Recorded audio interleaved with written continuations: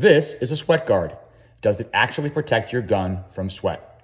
Not that much. It doesn't create a magical force field that prevents heat and moisture from your body coming around the sweat guard and getting on your gun anyway. And since most holsters these days come with an optic cut as standard, everything that I make and everything that Filster makes has an optic cut as standard. You can see on this Filster skeleton, we have an ambi mid-height guard, but it is deeply optic cut. So even on the Flint Compact here with a full guard, when the gun's holstered up, your body is going to continue to have some contact with the slide. 10 years ago, when people paid extra to have an optic cut, it was a specialty option. More holster makers would have the Kydex wrap over the side of the gun, fully shroud the sights, and wrap down here. Optic cuts were not that common a thing. Most customers didn't want them.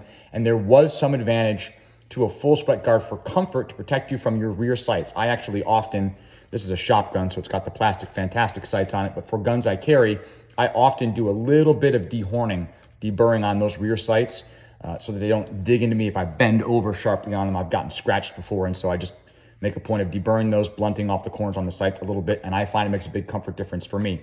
I prefer partial sweat guards, and I have not seen a major difference between how much sweat I get on the gun with a full guard versus a partial guard.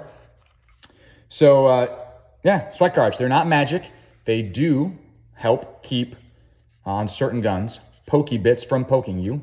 One other not frequently discussed issue with sweat guards is if you are at the range and you have an inside the waistband holster with a full sweat guard and you go and shoot a full course of fire, you've dropped a couple mags, and you bend over to pick up mags with the holster empty, this is a lever arm.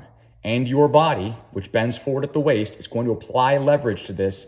When the gun's in place in the holster, that is supported by the shape of the gun, by the mass of the gun. When the holster is empty, if you bend over at the waist on it with an appendix holster with a full sweat guard, the chance that you're going to gradually cause enough flexing here to start to see some cracks along this hinge point is higher. So don't do that. If you can, avoid bending over and flexing an empty holster. The shorter the sweat guard is, the less leverage you have. So a partial guard or a mid-guard holster is less susceptible to that because the curvature of your body can't apply as much force to it. But generally, bending over with an empty holster puts unnecessary wear and tear on the sweat guard. So